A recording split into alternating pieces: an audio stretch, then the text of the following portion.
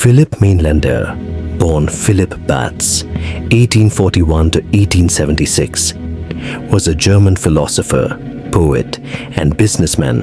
who, after discovering Schopenhauer's The World as Will and Representation in his 20s, underwent what biographers have described as something close to a religious conversion. Yet, Mainländer did not remain a mere disciple.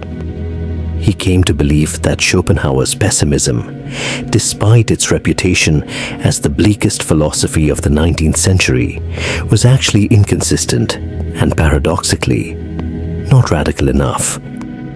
Where Schopenhauer had posited the will to live, Wille zum Leben,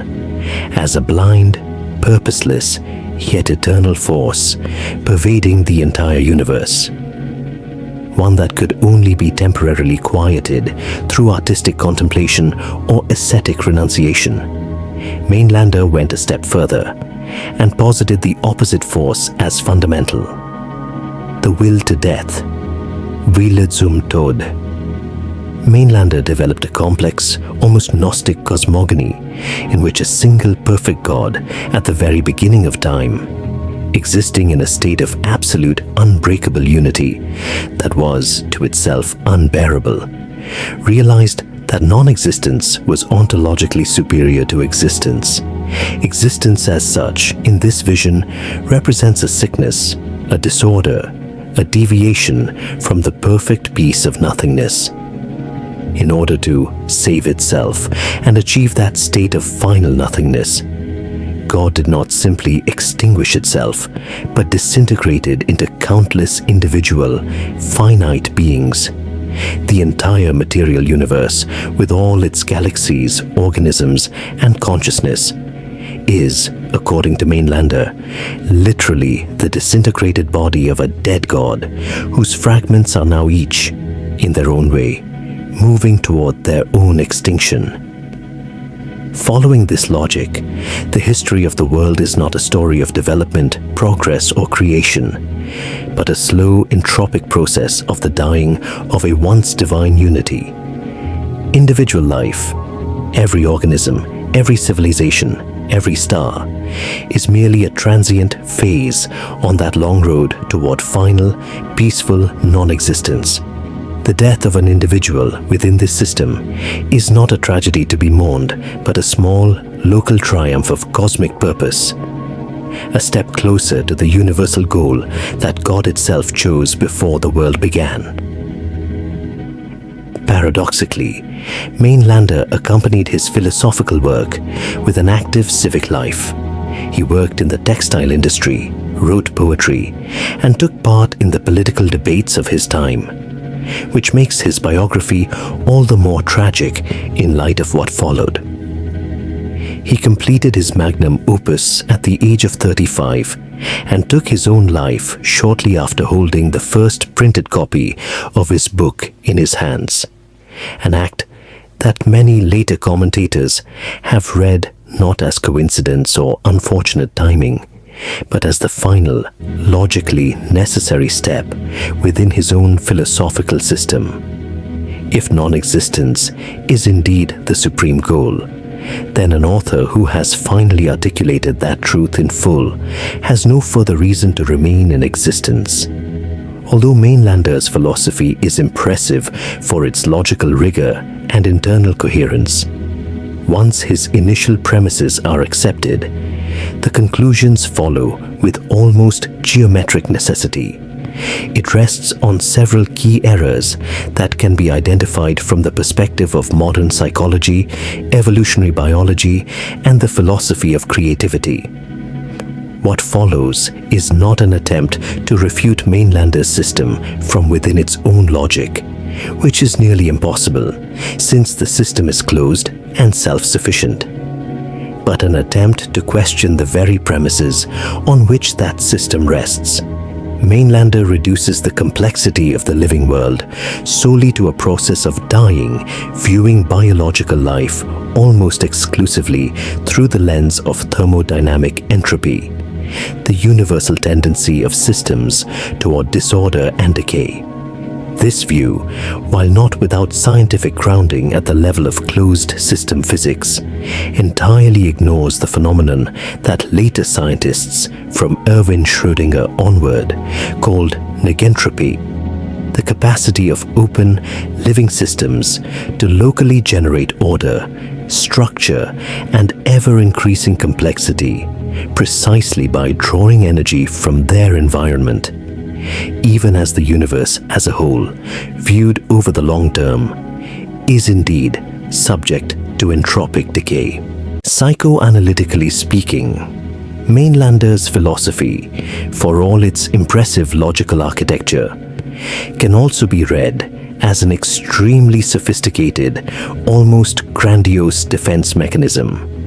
By declaring the entire world metaphysically bad and predetermined for ruin by its very nature, the individual is elegantly relieved of any personal responsibility for acting within that world. If the ultimate, cosmically built-in goal of the universe is non-existence, then every human effort, whether building a family, conducting scientific research, creating art, or fighting politically for a more just order, becomes, in the end, just as futile as its absence would be. This is, in essence, a form of intellectual escape that offers a double psychological reward. It allows the philosopher to feel simultaneously superior to the naive majority who continue to strive and hope, since he has supposedly uncovered the final truth, hidden from others, while also providing him with a legitimate, philosophically grounded alibi for avoiding the stress, the risk of failure, and the emotional vulnerability that any active, engaged participation in life necessarily carries. It's easier to declare the entire game meaningless than to risk losing within it. And Mainländer's system dresses this intuitive, humanly understandable capitulation in the garb of irrefutable metaphysical necessity. Mainländer entirely ignores what later, independently of one another, existentialists like Sartre and Camus, and psychologists like Viktor Frankl identified as perhaps the most primary human psychological need: the will to meaning, Wille zum Sinn, as distinct from Schopenhauer's will to live or Mainländer's will to death. Frankl, who developed and tested his own theory under the extreme conditions of Nazi concentration camps, that is, under circumstances of suffering that in intensity surpass almost any abstract, philosophical speculation about the pain of existence,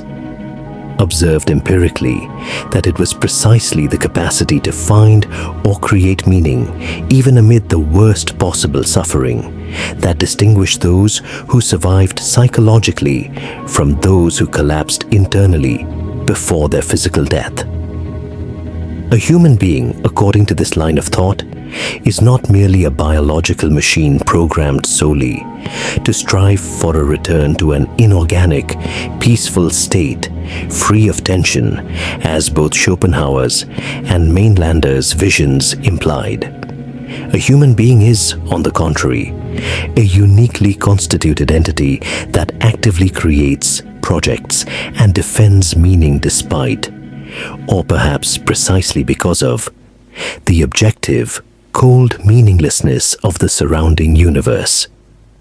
Mainländer's fundamental methodological error lies in having looked for meaning in the wrong place, in the very structure of the universe, ontologically, as though meaning was something the universe owed us, something it ought to provide already pre-packaged. In doing so, he failed to recognize that meaning, according to the experience of existentialists and the clinical observations of logotherapists,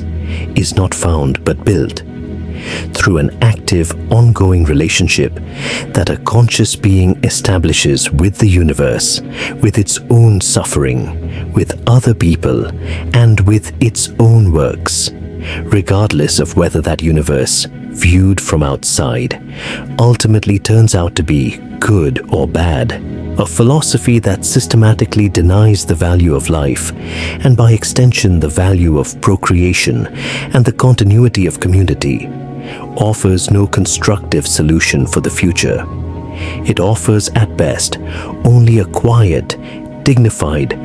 turning off of the light. Viewed through the lens of practical ethics, Mainländer's philosophy is essentially sterile, since it provides no usable model for coexistence among different people, for social progress,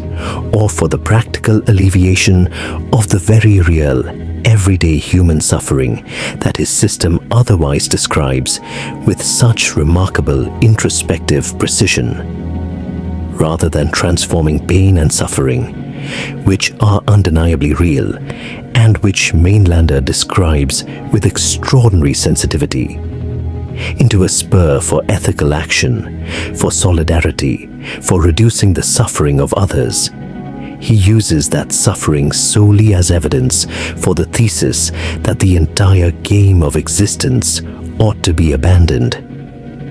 This creates a curious ethical paradox within the system itself.